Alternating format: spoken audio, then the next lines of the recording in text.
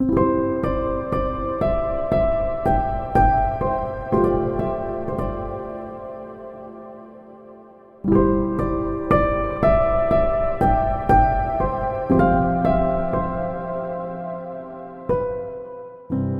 know, as a co-senior pastor of a multi-ethnic church like Midtown Church, I know that I'm influenced by Dr. Martin Luther King Jr.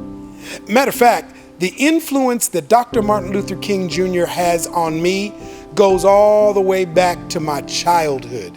I mean, through my parents and my grandparents, I was taught the significance of his life.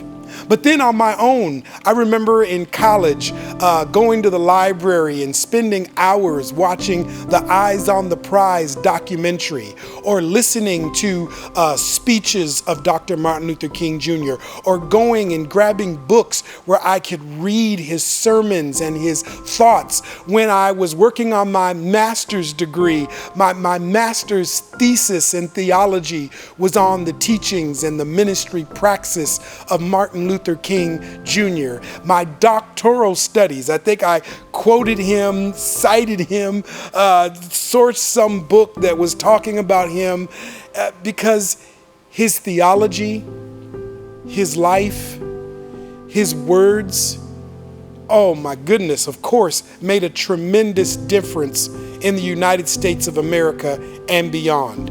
The reason there are so many thriving, flourishing, multiracial, multi-ethnic churches in the United States of America today, it's got to be connected to his vision of the beloved community.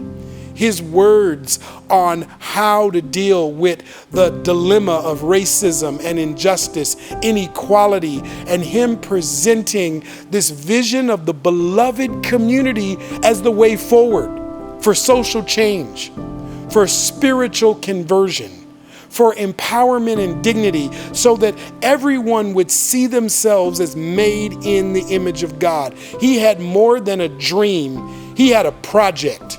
And that project, through the civil rights movement, changed so much.